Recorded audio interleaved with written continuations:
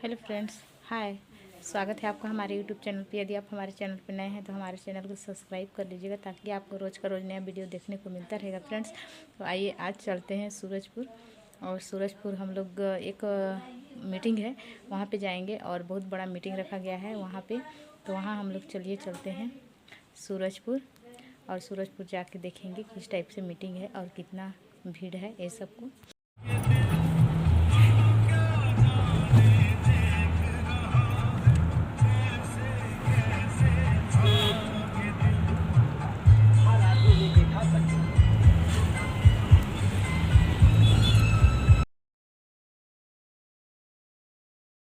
मैं प्रधानमंत्री आवास योजना का बस बहुत शॉर्ट में बताऊंगा। ये पंपलेट आप सभी को मिला ही होगा। इसमें सबसे ऊपर मेरा ही नंबर लिखा हुआ है। अगर ग्राम पंचायत में कोई समस्या सॉल्व नहीं हो रहा है, जनपद में कोई समस्या सॉल्व नहीं हो रहा है, तो डायरेक्टली आप कॉल भी कर सकते हैं। ठीक है, तो बेसिकली मैं बताना चाहूँगा, प्रधानमंत्री आवास अभी पंचायत विभाग का सबसे महत्वपूर्ण योजना है, जिसमें 18 लाख आवास प्रथम कैबिनेट में ही देने का निर्णय किया गया है।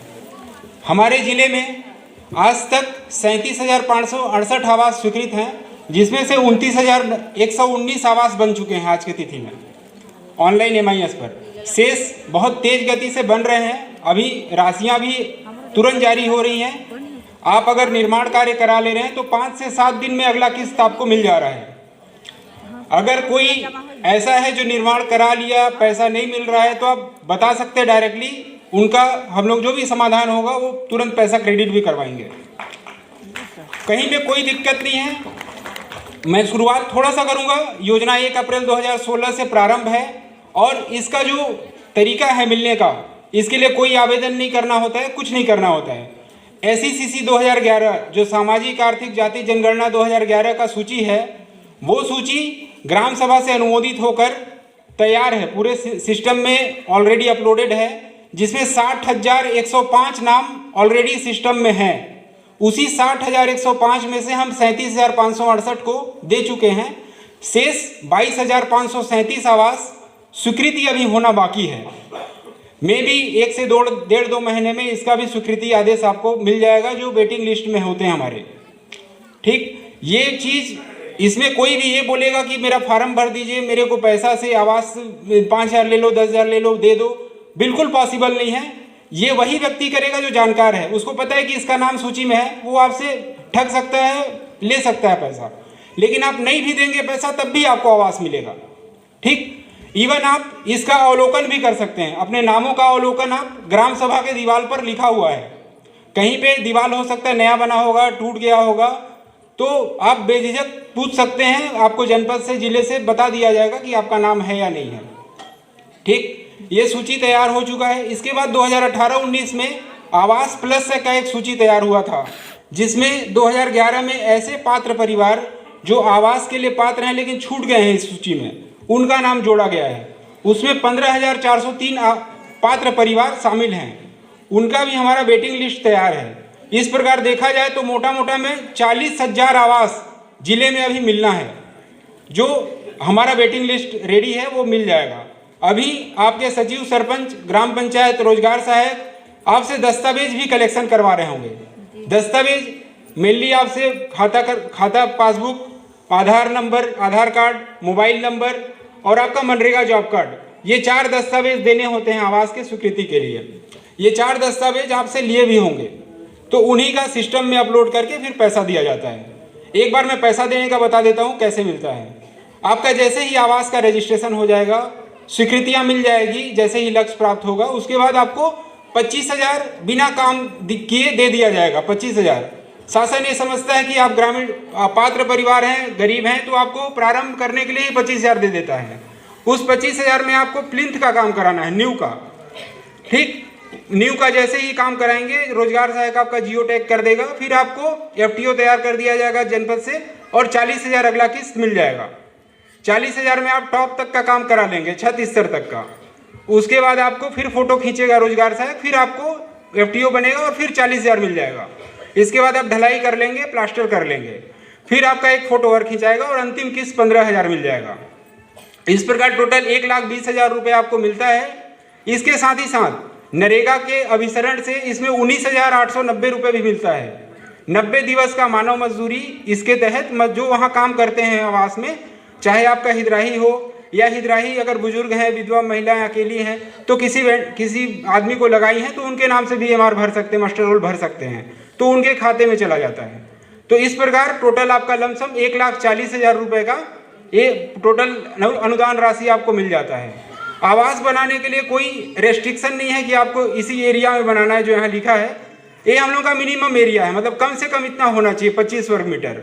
अगर कोई व्यक्ति अपना लगा के अपना पैसा मिला के बड़ा भी बनाना चाहता है तो बना सकता है, लेकिन समय सीमा रहता है कि 6 से 7 महीने में कम से कम पूर्ण हो जाए वो घर। कई लोग बड़ा आवास बना लेते हैं। एक महोदय अतिथि ने बोला भी था कि कई सारे राशियाँ गबन हो जाती हैं, हम लोग 25,000 देते हैं और वो गबन कर लेते हैं। ये भी एक बहुत बड़ा समस्या रहता है। तो आप दीदियों से भी निवेदन है, आप जागरूक हैं, लोगों को ये समझाइए कि आपका पैसा है, आपको मिल रहा है, किसी ठेकेदार के भ्रम में मत आएं, किसी उसके बहकावे में ना आके पैसा पूरा मिलेगा। किसी का राशि लेने के लिए अगला किस्त कोई पैसा देने की ज़रूरत नहीं, पूरा मिलता है आपको समय पे। ठीक, तो ये पैसा देने का हो गया। इस अभिसरण में उज्ज्वला योजना भी शामिल है, बिजली कनेक्शन शामिल है, आपको शौचालय भी दिया जाएगा। अगर आपके पास नहीं है तो ये प्रमाणित करते हैं, आप जानकारी देते हैं तो आपको ये चीज़ अभिसरण में मिल जाता है। ठीक, तो आप सभी दीदियों से भी, NRLM के जो दीदियाँ इनमें कन्वर्जेंस इनका भी रहता है कि एक परिवार का जो व्यक्ति है महिला समूह का, उस परिवार में उसका एक एंट्री इसमें भी होता है आवास में, तो आप उनका सहयोग कर सकते हैं। हमको अभी वर्तमान में आने वाले समय में 40,000 आवास है, तो मटेरियल का बहुत ज़्यादा ज़रूरत लगेगा। शटरिंग प्लेट हो गया या ईंटें बनाने का काम हो गया। मेरे को जानकारी मिलता है विभाग से कि बहुत सारे शटरिंग प्लेट हमारी दीदियाँ खरीदती हैं। तो अभी आप इसका एक व्यवसाय भी कर सकते हैं कि जो हितग्राही है उसको उपलब्ध करा के कम रेट में या उसको दे के आप घर को पूर्ण करा सकते हैं जल्दी से। उसी प्रकार ईंटें की भी आवश्यकता बहुत ज़्यादा लगेगी। देखिए इसमें मिनिमम लगभग 10,000 एक आवास पे लगना है, तो आप 40,000 से मल्टीप्लाई कर लीजिए, तो इतने ईंटें की यहाँ पे आवश्यकता होने वाली भविष्य में। तो ये सारा चीज़ के कारण ही ये कार्यशाला भी आपके लिए ही बनाया गया कि आप समझिए योजना को और हम लोग अच्छे से इसका क्रियान्वयन कर सकें योजना का। क्योंकि कम से कम टाइम में हम लोग का जो केंद्र सरकार का स्कीम भी था हाउसिंग फॉर ऑल 2022 तक सभी को आवास देने का टारगेट था, लेकिन हम 2 साल पीछे जा रहे हैं। 24 इसको डेडलाइन रखा गया है, तो आने वाला वित्त वर्ष ही हम लोग का सारा चीज़ क्लोज करना होगा शायद। तो सभी इसका ध्यान रखें। इसमें कुछ बहुत महत्वपूर्ण है जो बार बार शिकायतें भी आती हैं कि हमारे पास एक बहुत अच्छा इसमें है कि 25 वर्ग मीटर अगर कोई भूमिहीन व्यक्ति है तो भूमिहीन व्यक्ति को ग्राम पंचायत से 25 वर्ग मीटर देने का भी प्रावधान है, अगर राजस्व विभाग प्रमाणित करता है सामने वाले को, तो एक विशेष अच्छा ये चीज़ है इसमें। दूसरा, कोई भी अविवादित जमीन पर भी बनाए। ऐसे होता है कि बार बार जमीन विवादित पे आप घर बनाते हैं और बीच में रुक जाता है, तो उससे भी दिक्कत आता है। बाकी बहुत सारी चीज़ें इसमें लिखी हैं, मेरे ख्याल से पर्याप्त है। अगर और किसी को कोई भी दिक्कत है या समझ में नहीं आता है तो आप डायरेक्टली बात कर सकते हैं, इसमें नंबर भी है, कोई दिक्कत नहीं। और मैं समझ रहा हूँ कि इस हॉल में जितने बैठे हैं जरूर किसी न किसी को आवास स्वीकृत हुआ होगा। कितने लोगों को आवास स्वीकृत हुआ है? स्वीकृत तुम लोग को मिली से आवास, परिवार में आवास मिला है आपके?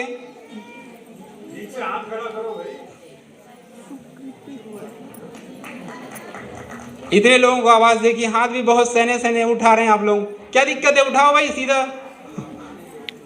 वापस नहीं लिया जाएगा आपका आवास, ठीक है? नहीं मिली से ज़्यादा। और कितने लोग पूर्ण कर लिए हैं इसमें से?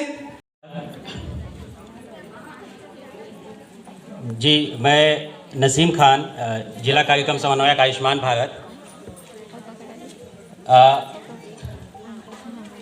राज्य सरकार एवं केंद्र सरकार की महत्वाकांक्षी योजना आयुष्मान भारत प्रधानमंत्री जन आरोग्य योजना के संबंध में मैं आपको विस्तृत जानकारी देने के लिए आज यहाँ पे उपस्थित हुआ हूँ। इस योजना के अंतर्गत आप सभी को पता है कि योजना के अंतर्गत